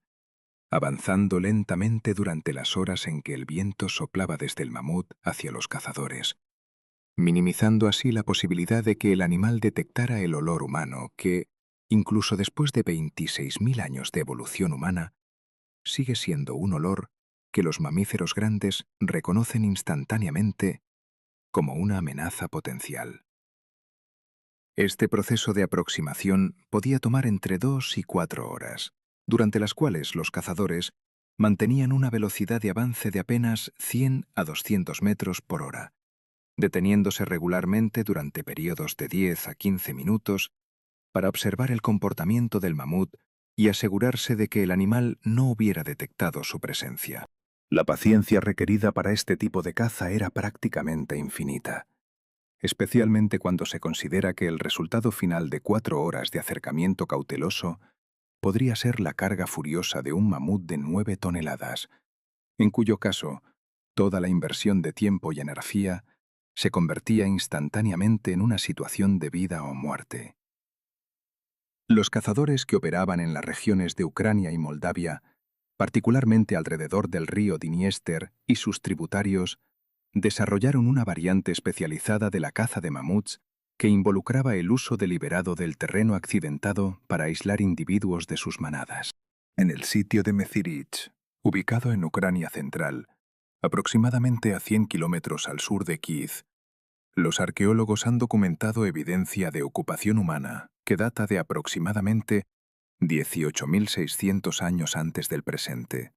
durante un periodo en el que las condiciones climáticas de la región eran particularmente severas,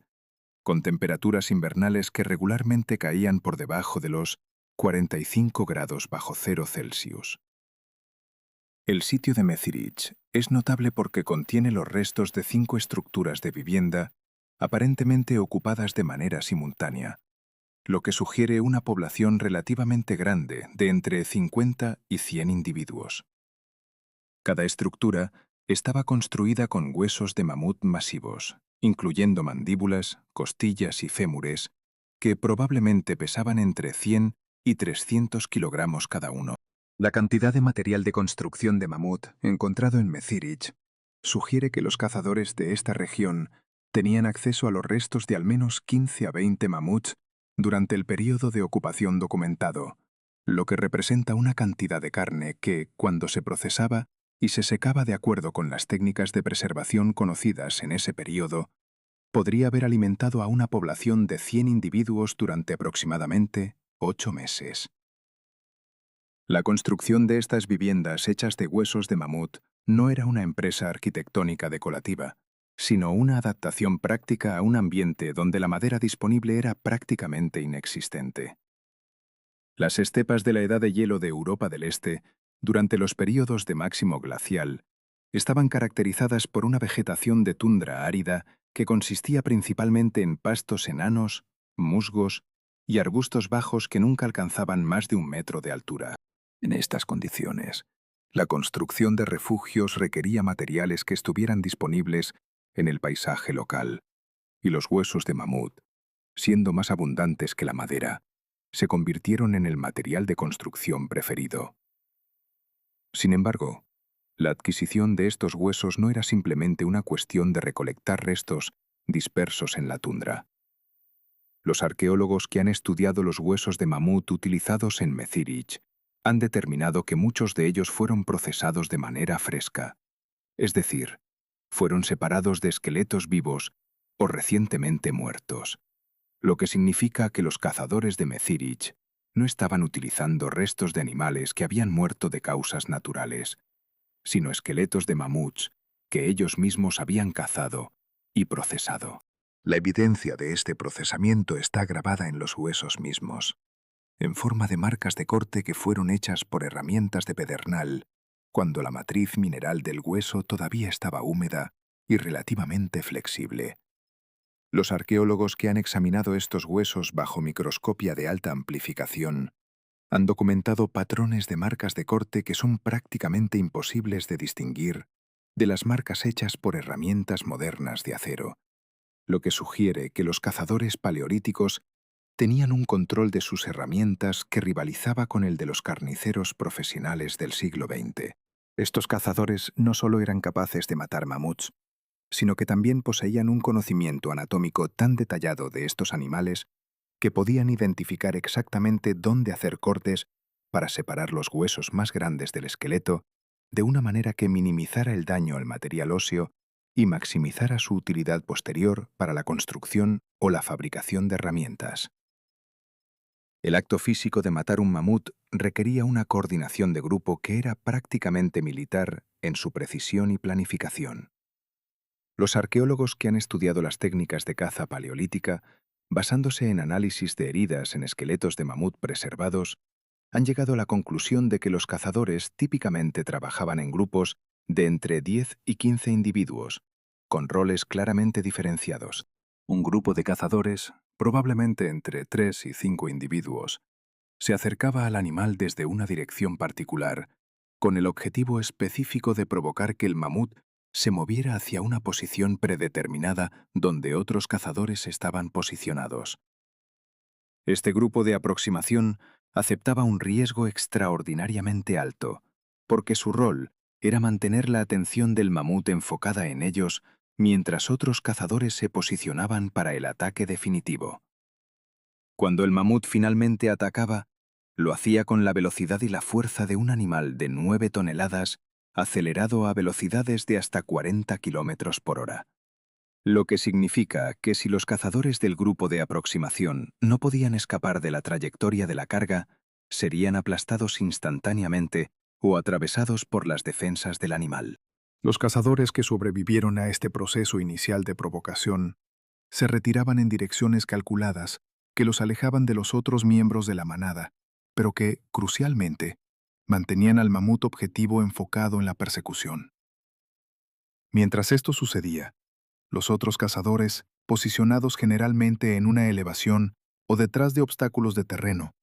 ejecutaban sus ataques coordinados, utilizando lanzas de mano con puntas de pedernal o hueso.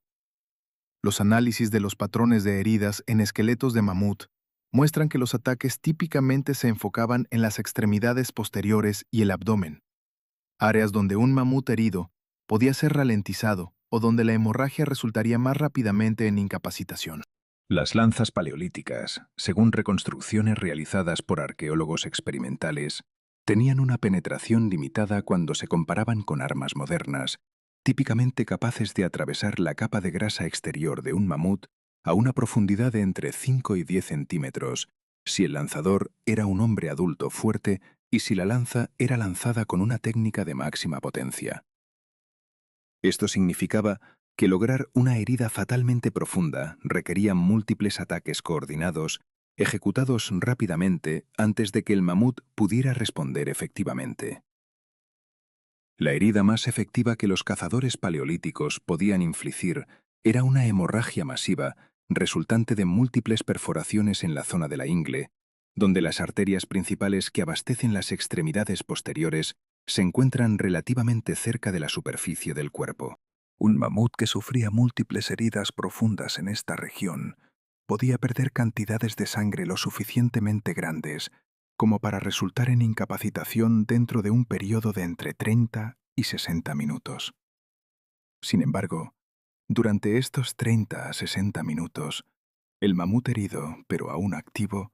representaba una amenaza potencialmente letal para cualquier cazador que estuviera cerca.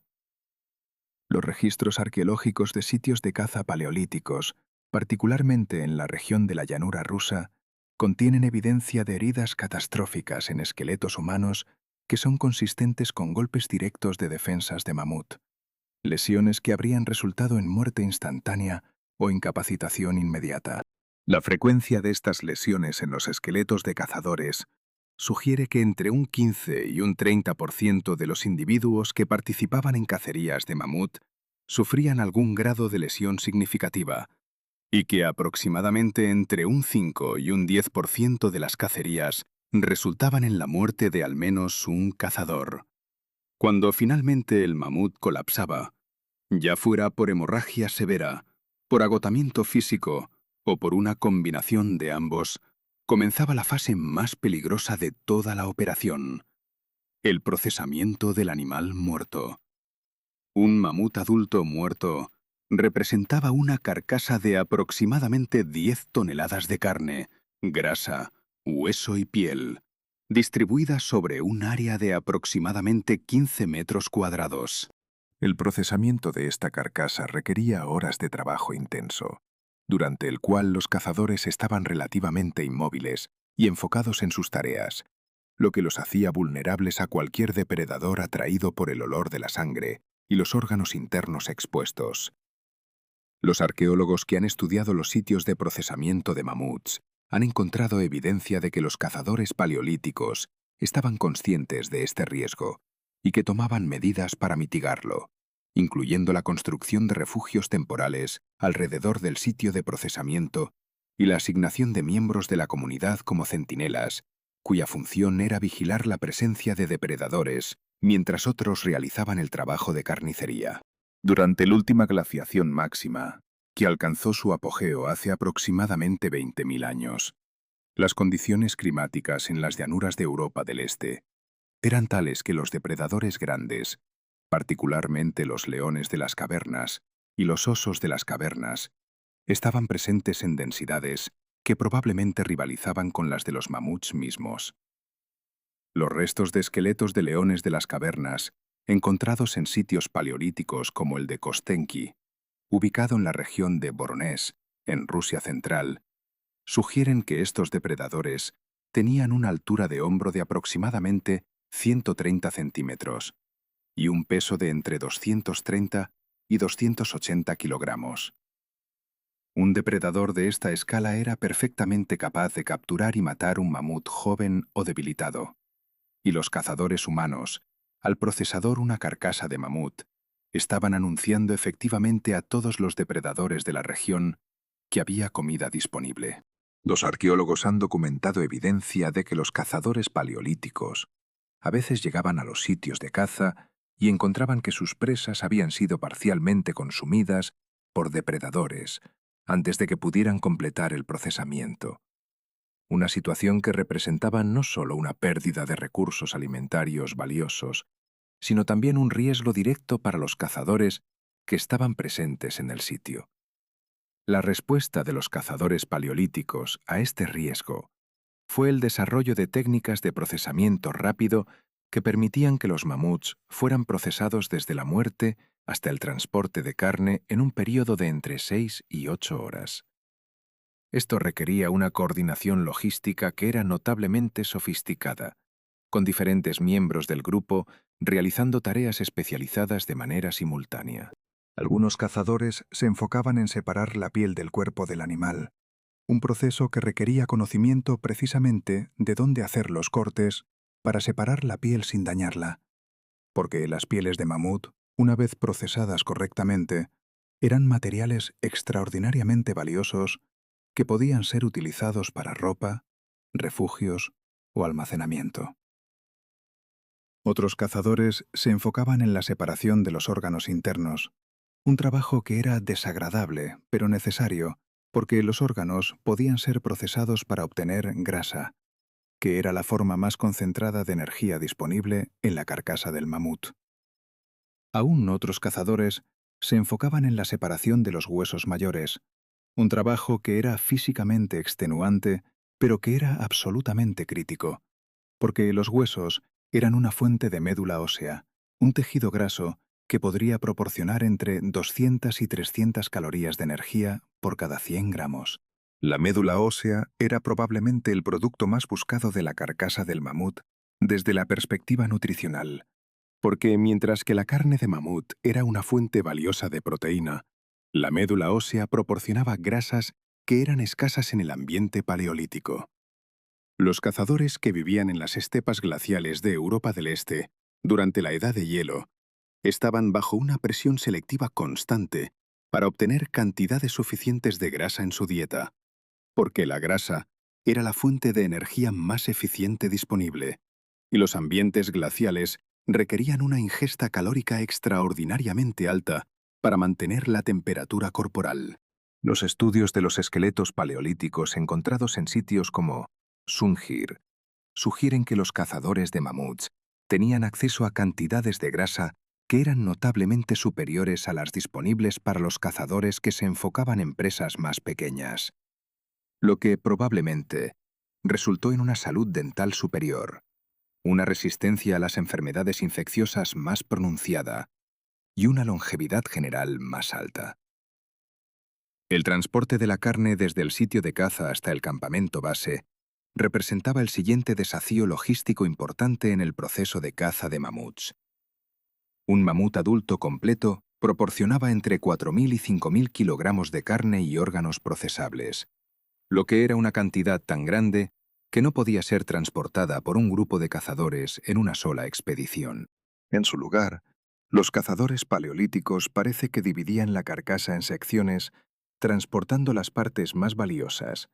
particularmente los órganos internos ricos en grasas y la médula ósea primero,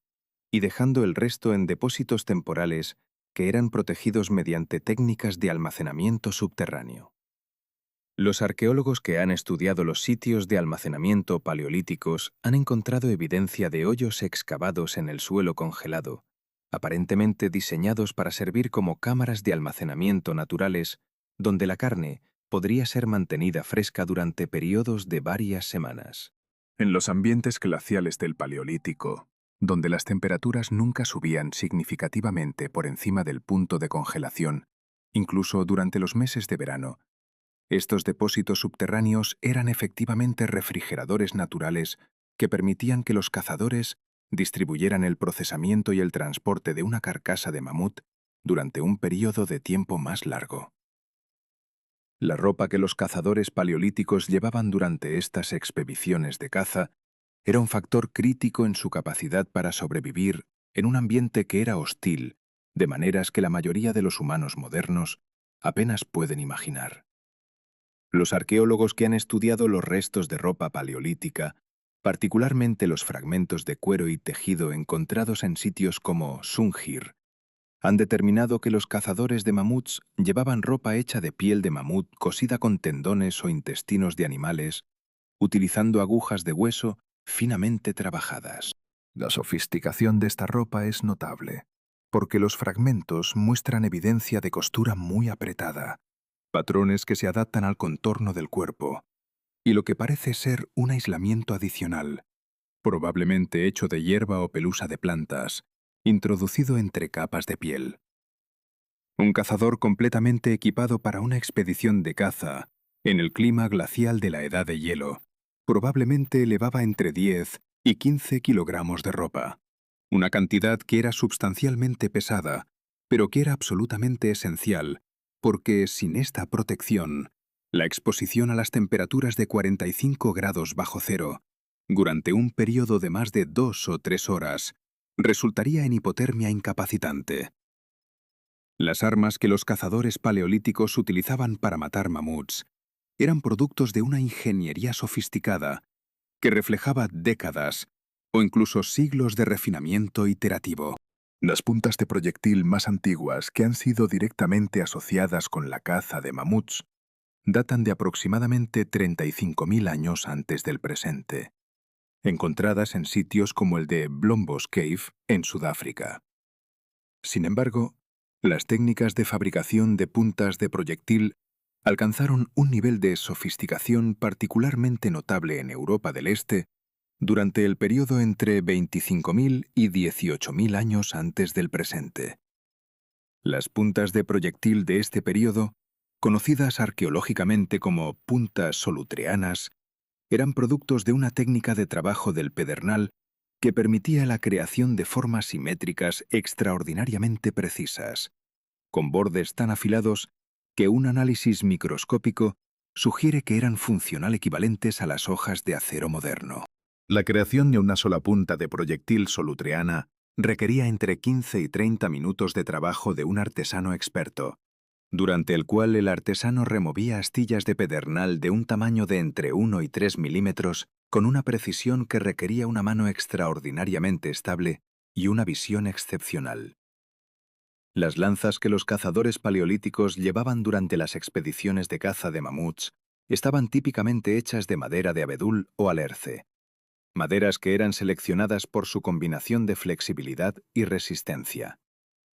El eje de la lanza típicamente medía entre 1,5 y 2 metros de largo, lo que permitía al cazador mantener una distancia segura del mamut, mientras aún así podía ejercer una fuerza de penetración significativa. El eje de la lanza estaba unido a una punta de proyectil utilizando una combinación de técnicas de unión que incluían envoltura con tendones de animal y posiblemente una sustancia adhesiva hecha de resina de árbol o brea. Los experimentos arqueológicos realizados por investigadores modernos han demostrado que una lanza de este tipo, cuando es lanzada por un hombre adulto fuerte, utilizando una técnica de lanzamiento por encima de la cabeza, es capaz de penetrar aproximadamente 10 centímetros en la grasa de un mamut moderno. Aunque obviamente, estos experimentos se realizan en carcasas, no en animales vivos. Esto significa que para lograr una herida verdaderamente incapacitante, los cazadores paleolíticos necesitaban lograr múltiples impactos, idealmente en rápida sucesión, en puntos vulnerables del cuerpo del mamut. El entrenamiento que los jóvenes cazadores paleolíticos recibían para participar en expediciones de caza de mamuts probablemente comenzaba en la infancia, aunque no hay evidencia arqueológica directa que documente el contenido específico de este entrenamiento. Sin embargo, los análisis de esqueletos de individuos jóvenes paleolíticos muestran evidencia de estrés ocupacional que sugiere actividades de lanzamiento intenso, lo que implica que los jóvenes estaban siendo entrenados en técnicas de lanzamiento durante un periodo de años, antes de que estuvieran listos para participar en una caza real de mamuts.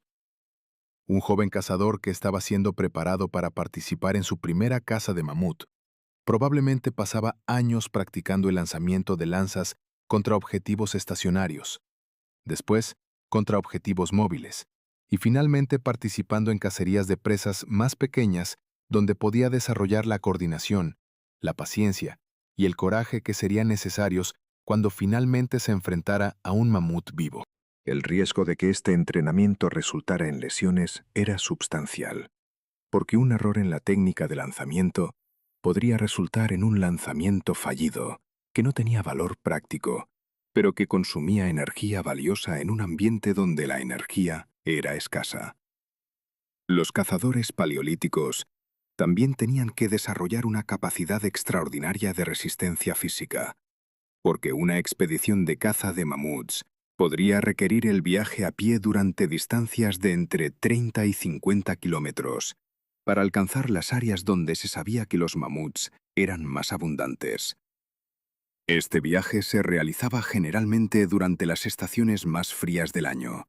cuando los mamuts se congregaban en densidades más altas en búsqueda de vegetación comestible, pero también cuando las condiciones climáticas eran más severas. Un cazador que se dirigía a una expedición de caza de mamuts estaría llevando lanzas, ropa de abrigo, suministros de alimentos para varios días y, posiblemente, materiales para construir refugios temporales, lo que significa que la carga total que estaba siendo llevada podría haber sido de entre 20 y 30 kilogramos. Caminar 30 kilómetros mientras se lleva esta carga sobre un terreno accidentado cubierto de nieve, en temperaturas de 30 o 40 grados bajo cero, requería no solo resistencia física, sino también una resistencia mental extraordinaria y una aceptación casi religiosa del sufrimiento como parte del proceso de proporcionar alimento para la comunidad. El viaje de regreso desde el sitio de caza al campamento base era, en muchos aspectos, más peligroso que el viaje inicial. Mientras que el viaje inicial se realizaba con cazadores hambrientos que estaban motivados por la perspectiva de la caza, el viaje de regreso se realizaba con cazadores que estaban agotados, heridos potencialmente y cargados con carne que era cada vez más pesada conforme se secaba y se concentraba. Durante este viaje de regreso, los cazadores estaban bajo una amenaza constante de depredadores atraídos por el olor de la sangre que impregnaba la ropa y los suministros de los cazadores. Los leones de las cavernas y otros grandes felinos de la edad de hielo podían rastrear a los humanos durante distancias de varios kilómetros, siguiendo únicamente el olor de la carne de mamut que estaban siendo transportadas. Los arqueólogos han encontrado evidencia en sitios paleolíticos de lo que aparentemente eran ataques de depredadores contra grupos de cazadores que regresaban de expediciones de caza, incluyendo esqueletos humanos que muestran marcas de morder que son consistentes con los dientes de un depredador grande. La defensa contra estos ataques de depredadores durante el viaje de regreso requería una combinación de vigilancia constante y la capacidad de responder rápidamente a una amenaza. Los cazadores probablemente viajaban en formaciones relativamente compactas, con los miembros más fuertes posicionados alrededor del perímetro del grupo, listos para defenderse contra un ataque. Las armas disponibles para esta defensa eran limitadas, principalmente las lanzas que habían sido utilizadas para cazar mamuts, aunque los arqueólogos han encontrado evidencia de que los cazadores paleolíticos también fabricaban armas defensivas especializadas, como garrotes hechos de hueso o madera. Un cazador que se enfrentaba a un ataque de depredador durante el viaje de regreso estaba en una situación desesperada, porque mientras que las lanzas eran efectivas contra mamuts relativamente lentos, un depredador felino como un león de las cavernas era incomparablemente más rápido y más ágil, y un cazador agotado de una expedición de caza de mamuts estaría en una posición de desventaja significativa en un combate cuerpo a cuerpo. A pesar de todos estos riesgos, los cazadores paleolíticos continuaban participando en expediciones de caza de mamuts, generación tras generación, durante un periodo de más de 15.000 años. La razón por la cual aceptaban estos riesgos extraordinarios no era porque fueran temerarios o porque no entendieran la magnitud del peligro, sino porque la alternativa, que era permitir que sus comunidades se enfrentaran al hambre durante los meses de invierno,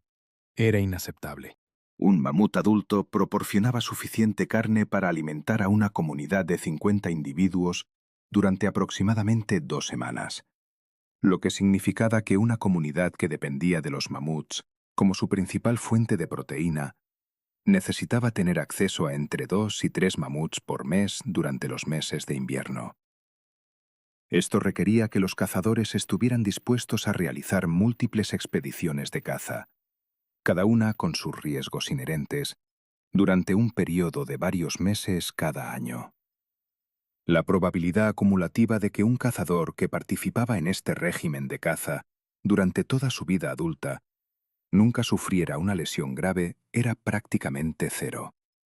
Y la probabilidad de que experimentara al menos una lesión potencialmente incapacitante era de aproximadamente 60%.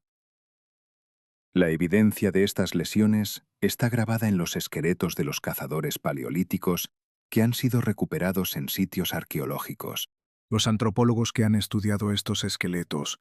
han documentado una prevalencia de fracturas costales que cicatrizaron de manera anormal, lo que indica que los cazadores con frecuencia continuaban participando en actividades físicamente demandantes incluso después de haber sufrido lesiones que habrían resultado en incapacidad prolongada en una sociedad moderna.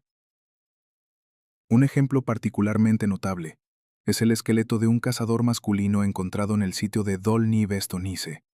que tenía aproximadamente 35 años de edad al momento de su muerte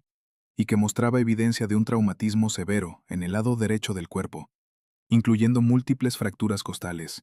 una fractura del húmero y una lesión en la columna vertebral. A pesar de estas lesiones graves, que habrían dejado a este cazador con dolor crónico y una movilidad reducida, los análisis de las líneas de crecimiento en los huesos del esqueleto sugieren que él continuó viviendo durante al menos 5 a 10 años después de haber sufrido estas lesiones, lo que implica que él continuó siendo un miembro funcional de su comunidad, aunque probablemente en una capacidad reducida. La pregunta de cómo estos cazadores lesionados continuaban siendo miembros productivos de sus comunidades es respondida parcialmente por el análisis de los artefactos encontrados en los sitios paleolíticos. Los arqueólogos han identificado evidencia de especialización ocupacional en sitios paleolíticos tardíos, con algunas áreas del campamento aparentemente dedicadas a actividades como la fabricación de herramientas, el procesamiento de pieles o la preparación de alimentos, en contraste con otras áreas que parecen haber sido dedicadas a actividades que requerían mayor movilidad física, como la fabricación de armas o la preparación para expediciones de caza. Es posible que los cazadores que habían sido lesionados en expediciones previas de caza de mamuts fueran reasignados a estas actividades menos demandantes físicamente, permitiéndoles mantener su contribución a la comunidad, mientras simultáneamente permitía que los cazadores más jóvenes y sin lesiones asumieran los roles de mayor riesgo en el sistema de caza de mamuts. El rol de las mujeres en el sistema de caza de mamuts paleolítico ha sido durante mucho tiempo un tema de debate entre los arqueólogos, pero la evidencia creciente sugiere que las mujeres desempeñaban papeles significativos en el proceso completo de caza y procesamiento. Los análisis de esqueletos femeninos paleolíticos muestran evidencia de estrés ocupacional similar al de los esqueletos masculinos, aunque generalmente menos severo, lo que sugiere que las mujeres estaban participando en actividades físicamente demandantes, aunque posiblemente no en el mismo grado que los hombres. Es posible que las mujeres estuvieran participando en la fase inicial de aproximación a los mamuts, donde su tamaño más pequeño y su peso corporal más bajo podrían haber sido ventajosos en el movimiento furtivo a través del terreno accidentado. Alternativamente, es posible que las mujeres estuvieran desempeñando papeles especializados en la fase de procesamiento de los mamuts, donde su conocimiento presumiblemente superior de técnicas de trabajo de piel y preparación de alimentos habría sido invaluable. Los datos de isótopos estables extraídos de los esqueletos paleolíticos también proporcionan evidencia de que las mujeres y los hombres, en las comunidades de cazadores de mamuts, estaban consumiendo dietas que eran notablemente similares, con ambos sexos teniendo acceso a cantidades substanciales de carne y grasa de mamut. Esto contrasta con los patrones dietéticos observados en algunas comunidades cazadoras-recolectoras modernas, donde las mujeres frecuentemente tienen acceso a una proporción menor de las presas grandes de caza. El hecho de que las mujeres paleolíticas estuvieran consumiendo cantidades similares de carne de mamut a las de los hombres sugiere que estaban jugando papeles significativos en el sistema de caza de mamuts, aunque los papeles exactos que desempeñaban permanecen en gran medida especulativos en ausencia de evidencia arqueológica más directa. Los niños en las comunidades paleolíticas de cazadores de mamuts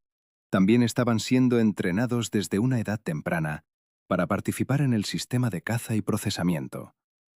Los esqueletos de niños encontrados en sitios paleolíticos muestran evidencia de estrés ocupacional que sugiere que los niños estaban realizando trabajo físicamente demandante desde una edad de aproximadamente 5 o 6 años.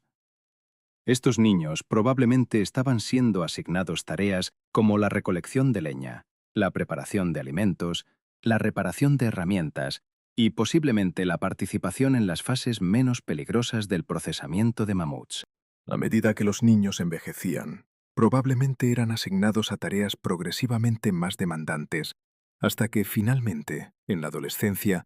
estarían listos para participar en las expediciones de caza de mamuts propiamente dichas. Este sistema de entrenamiento de múltiples años permitía que los jóvenes cazadores desarrollaran las habilidades, la fortaleza física y el coraje que serían necesarios para sobrevivir a una carrera de caza de mamuts que podría durar entre 20 y 30 años. La variabilidad en las técnicas de caza entre diferentes regiones paleolíticas sugiere que los cazadores de mamuts estaban constantemente innovando y adaptando sus estrategias,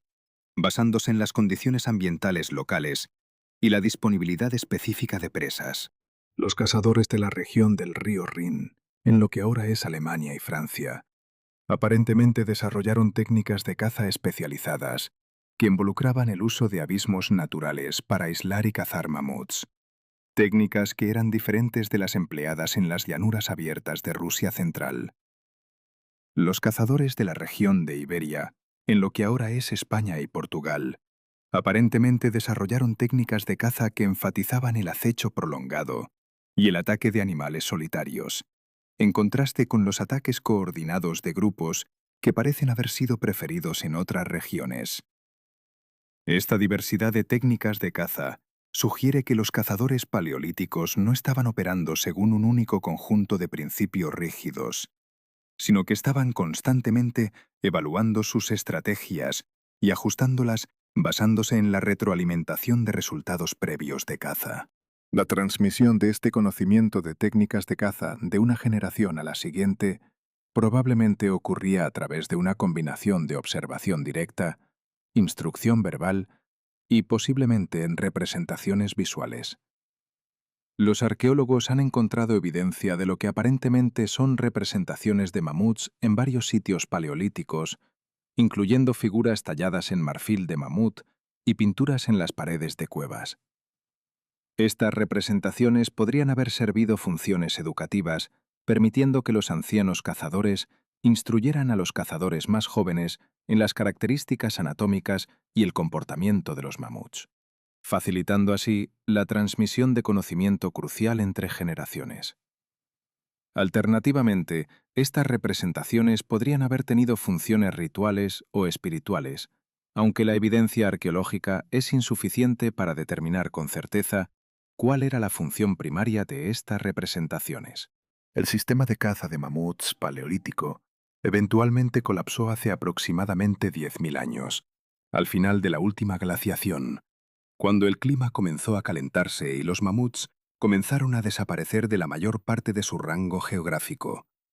Los últimos mamuts lanudos sobrevivieron en pequeñas poblaciones aisladas en las islas de Siberia, donde un grupo pequeño de mamuts continuó existiendo en la isla de Wrangel, en el Ártico ruso, hasta hace aproximadamente 4.000 años. Sin embargo, para la mayoría de las poblaciones humanas paleolíticas, la desaparición de los mamuts representó una transformación radical en su sistema de subsistencia, requiriendo que se adaptaran a nuevas presas, nuevas estrategias de caza y, en última instancia, al desarrollo de la agricultura y la domesticación de animales. A pesar de que el sistema de caza de mamuts paleolítico ha terminado hace milenios, la evidencia arqueológica que ha sido recuperada proporciona un retrato extraordinariamente detallado de una de las mayores hazañas de la historia humana: la capacidad de pequeños grupos de cazadores humanos para enfrentarse deliberadamente a bestias masivas, aceptar riesgos extraordinarios de muerte o lesión grave, coordinar sus acciones en grupos complejos y extraer recursos valiosos de sus presas de una manera que mostraba un conocimiento sofisticado de la anatomía animal y la tecnología de procesamiento. Estos cazadores paleolíticos demostraban una combinación de inteligencia, coraje, habilidad técnica y determinación que los colocaba en un nivel de capacidad humana que rivalizaba con cualquier cosa que los humanos modernos hayan logrado. El hecho de que realizaron estas hazañas sin el beneficio de la tecnología moderna, sin sistemas de comunicación a larga distancia, sin métodos de almacenamiento de alimentos sofisticados y sin los conocimientos acumulados de miles de años de tradición escrita, hace que sus logros sean aún más notables. La caza de mamuts paleolítica fue, en resumen, una expresión pura de lo que la mente humana es capaz de lograr cuando se enfrenta a una necesidad imperativa y a un enemigo que parece prácticamente invencible.